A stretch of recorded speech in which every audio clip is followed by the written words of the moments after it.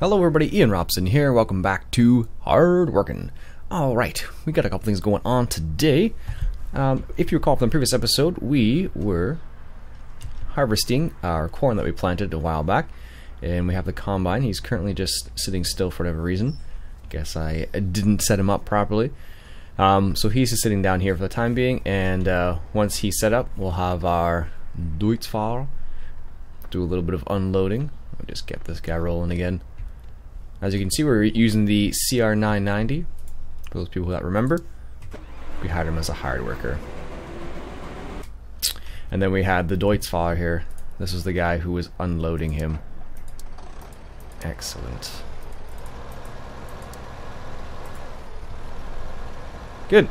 So yeah, I picked up the new version of these J&M grain wagons, and they seem to be functioning fine as of right now. Not sure how long they'll last, but what I mean is if they're gonna bug out again is what I'm referring to. But for now, it seems like they're working out perfectly fine, so this is good for us. Anyhow, we have that, and I believe if we go over to the other side over here, we have another field. We have the Bucher, I guess it would be. He's currently just harvesting some, using the Moco on a little bit of grass there. And do we have sugar beets here? Yes, we do have sugar beets. Apparently we missed a big long strip. Anyways, we got the Bucher right there. He is doing a little bit of mowing of the grass because we have this enormous grass field here, as you remember. So he's just working away on that. Very nice. Should really change that out for a different tractor, but oh well. Anyways, so we need to take care of these sugar beets as well, because if you remember, we have the Rubenschneider, and we need to get that guy rolling. So let's go ahead and rent a beet harvester, and we'll rent him for, I don't know, 2 hours maybe? Let's just assume it's going to be 2 hours. Perfect. And we shall ask them to deliver. That would be delightful. And it should be just up over here. There we go. Let's fire this guy up here. And once he's ready to go, which apparently he's not. You're not, apparently he's not ready to go for whatever reason. What's up with that? That's weird. Let me just check something real quick here. I was just confused.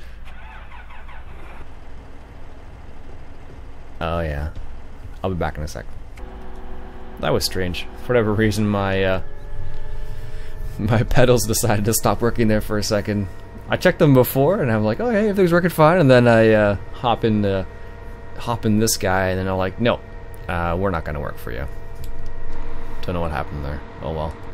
Anyways, we're gonna start at the end over here. And we'll start this rolling right here. One little thing I noticed actually in Farm Sim, I guess it's recent, is they added a benchmarking feature.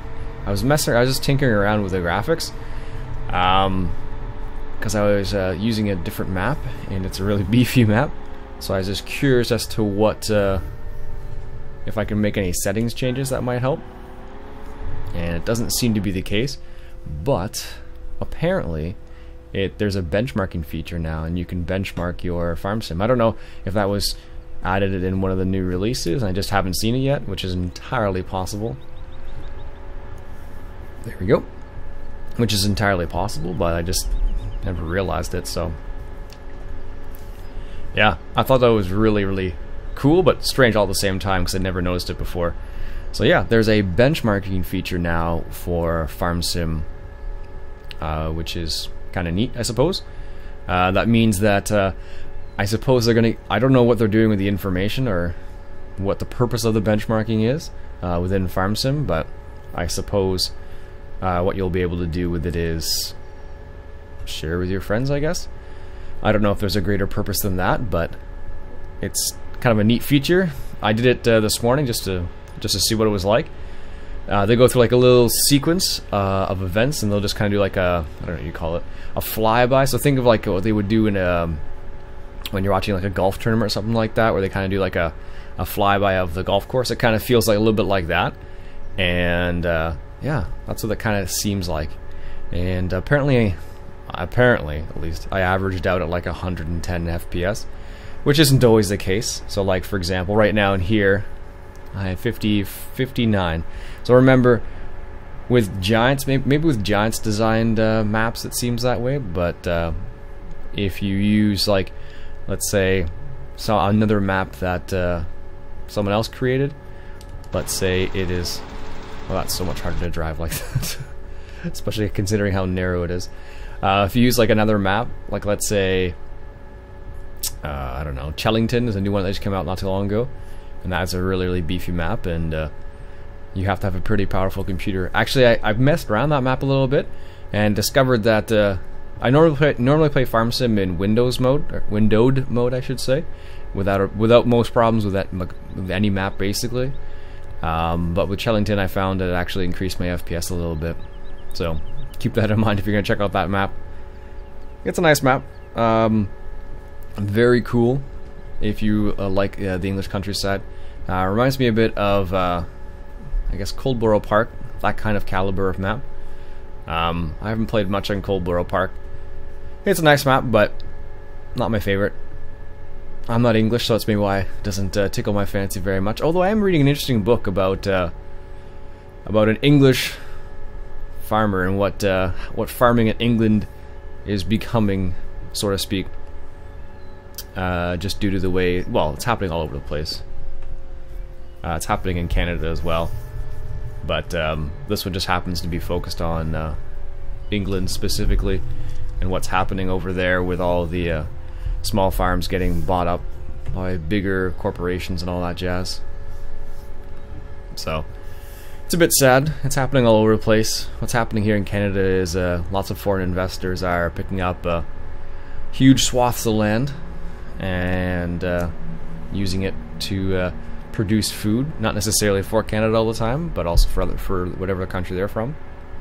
It's not super common here in Ontario, but out west it is, apparently. Excellent. I don't remember the last time I actually drove the beet harvester, like very manually. Like normally, if I use the beet harvester, I normally just put it on hard worker or GPS, but this is just a small little strip of land here. It doesn't seem necessary. I probably still will at some point, but it's nice to be able to walk away from something. Oops. Apparently my let's just hop into the truck, which is, there we go. As you can see, we still have the Bioruck, or what's it called, I forget what the name is now. Bioruckaf. Which of course is making us money from the silage we've been making. This guy's doing alright, perfect. Anyways, back to beet harvesting.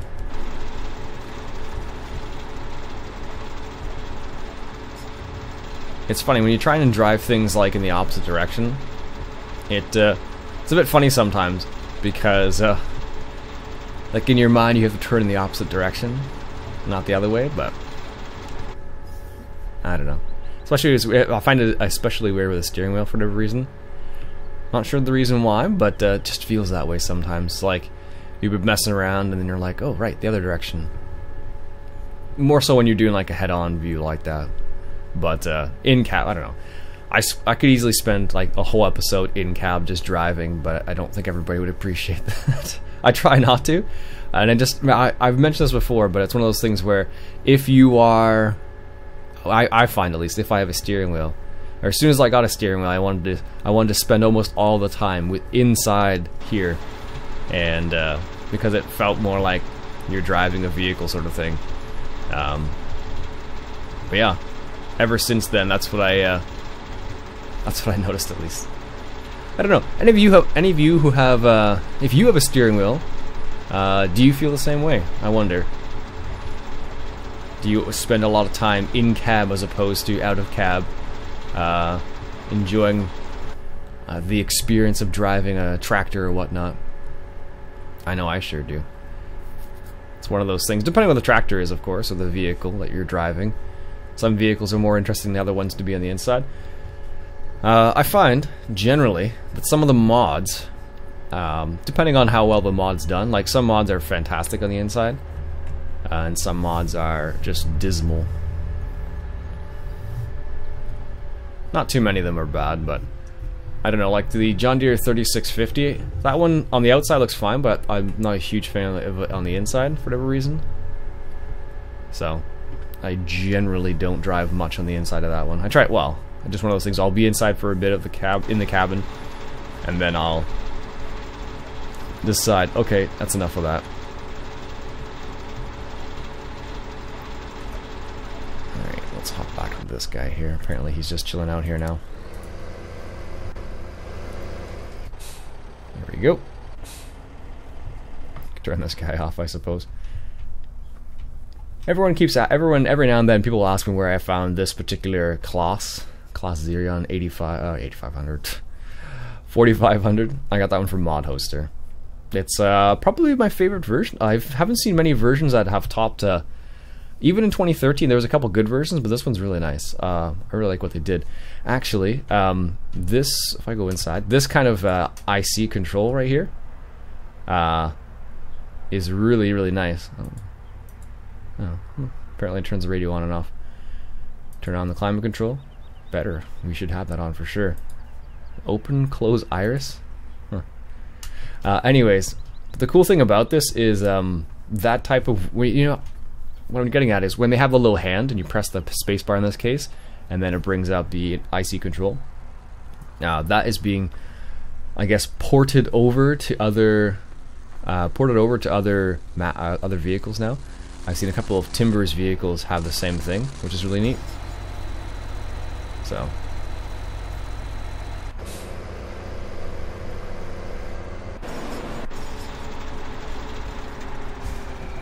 Alright, let's get back in here.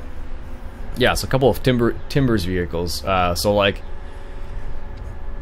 Farmer Bews, for example, he really likes Timbers Case Puma, or Puma, depending on who you're talking to. He really likes that one, so he does a lot of work with that in his videos and his vignettes as well. Speaking of which, I should do one of those. I haven't done one in a long time. 90%. Yikes. This is where I need to have it. Actually, you know what I can do? The truck's coming back. I'll just bring the truck out. And, how close is he? Let's just see. He's coming up. Maybe what I'll do is I'll make the turn up here and then wait for the truck to come. Oh no, we're not even going to have that much time, are we? Oh yes, we will. This is going to be awesome. Alright. It's funny, I remember watching Caravan 76 and when he plays with Grizzly every now and then. I don't think it comes out as often anymore, but at one point whenever they would play together, you'd get the song "Everything is Awesome." I guess it's from the Lego Movie or something like that. I have not seen the movie, so I have no idea. But I know it's from the Lego Movie, based on what I have heard. But they also talked about that one quite a bit, and they would sing it quite often. I don't know if they still do. I haven't got a chance to check out many videos on YouTube. Well, that's not technically true. I've watched a lot of fishing videos lately, not necessarily video gaming related stuff. I don't know, I'm on such a huge fishing kick right now, it's crazy. Like, I'll give you an example. I finish work most days around 4 p.m. and then I get home and I'll eat and I'll go fishing like right away, and then I won't come back till like oh, perfect. I won't come back until like 9, which is pretty crazy for me because normally I go to sleep at like 8:30 sort of thing. I'll just turn this guy off. So it's pretty funny when you come home that late from fishing. I haven't had a crazy amount of luck fishing, which is nice to get outside. I don't know. Normally I go for bass, but it seems like the places I've been going for fishing have got a lot of pressure from urban fishermen like myself, basically. So I'm not that surprised. Ideally, I would go up to like Northern Ontario and do some pike fishing, but alas, it's not in the cards.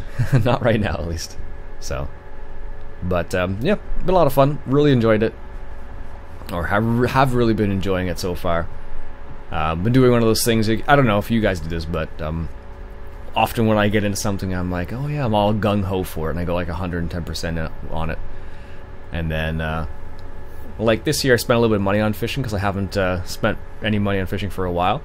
Mainly because I haven't been fishing much, but this year I kind of did I went not a little crazy. I didn't buy a boat or anything like that, but I bought a few things that were lacking. So, to expand my lure, I don't know, you can call it now. Inventory maybe? I don't know. Technically if I really wanted to catch fish 100%, and that's all I wanted to do, I'd probably use like not live bait, although you can do that, and I think I'd have to double check the rules, but I'm pretty sure you can do that. But he'd be using like worms and minnows and stuff like that, because generally people seem to have better success with those.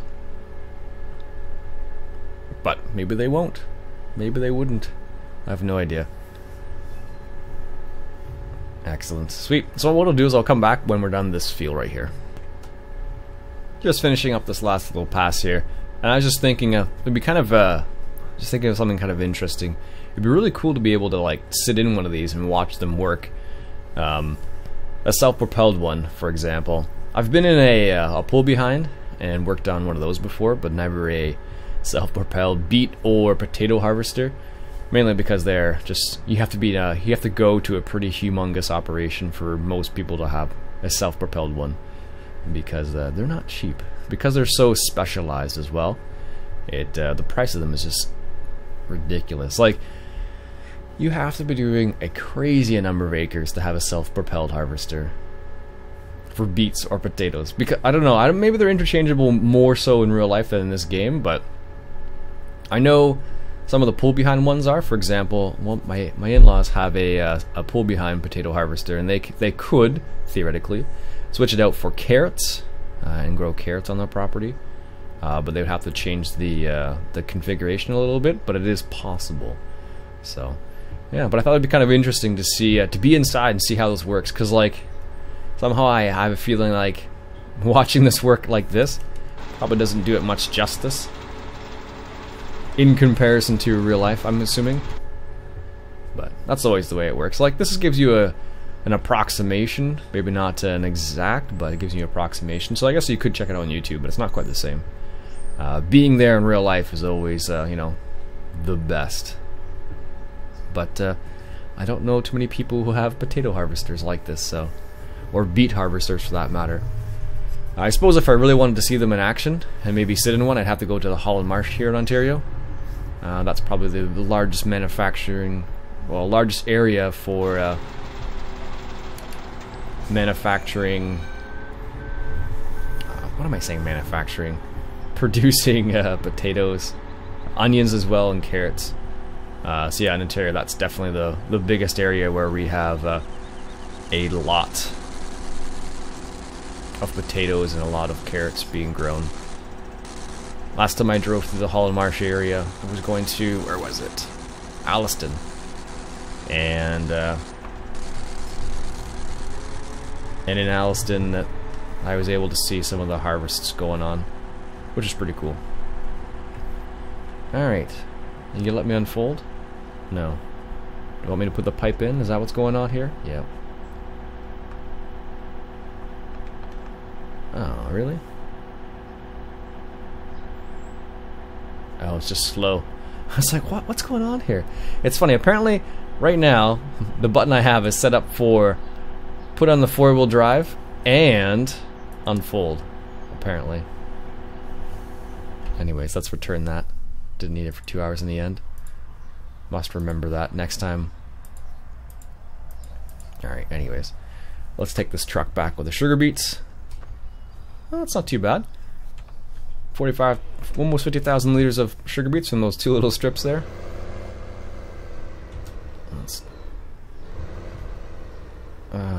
There we go. That's better.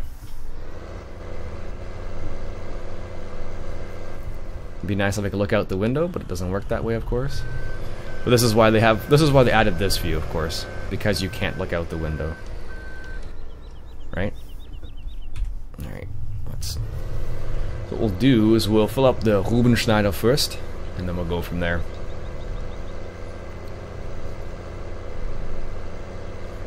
It's funny, I bought a couple games a while back now. What was it? From the Humble Bundle, basically. And I played them a little bit, but I haven't played them a whole lot. What did I buy? I forgot what I bought now. But, I don't know if this ever happens to you. Let me know if it does in the comments. Do you ever, like, buy a game, play it for a little bit, and then just forget about it for a while, and then realize, you know, not necessarily months later, but a while later, that you're like, oh yeah, I have that, I should play that.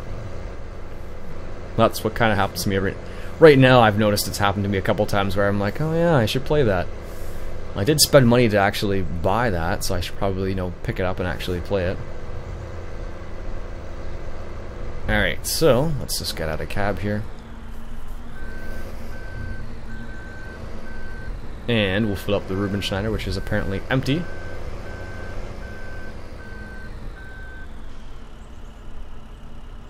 I think we're gonna need to. That might be fine. We'll find out in a second here. No. I find it kind of. It's one of the finicky. It has a weird. It's funny when I did it with Courseplay the other day. No problem at all. Like Courseplay was able to like back up and unload into it without a problem. But like, let me just demonstrate what I'm talking about here. So I am touching that with the back of this truck. This one's not. This trailer I think is not very good for that. But I'm like right there, and it still can't recognize it for whatever reason. So like it's inside of it. Anyways, I'll be back in a sec when I get this good. So got it to work. This is what I had to do to get it to work. Yeah, I think what the problem is the trigger point for for the back of the trailer, I guess, is just a little bit too low, or just not in the right spot for that particular I don't know what you can call it, that device. So I think that's the problem. That's what I'm running into, at least. So because of that, it's not working properly. Let's go take a quick little drive over to our stave silo, I believe they call it. And we'll just check on the content to see how much we got, because I think we're actually out right now. Again. There we go. Keep that out of the way. Let's check. Oh no, we still got 367. Wow. Okay, we have a lot more silage than I thought we did. So if we need to pick up anything new, we can easily do that. Anyways, folks, that'll be a good place to stop for now. That'll be it for me for today. My name's Iain Robson. This has been Farming Simulator 2015, coming at you from Hardworking. And if you enjoyed yourself, why don't you go ahead and hit that share button? I really appreciate that. Got you guys later.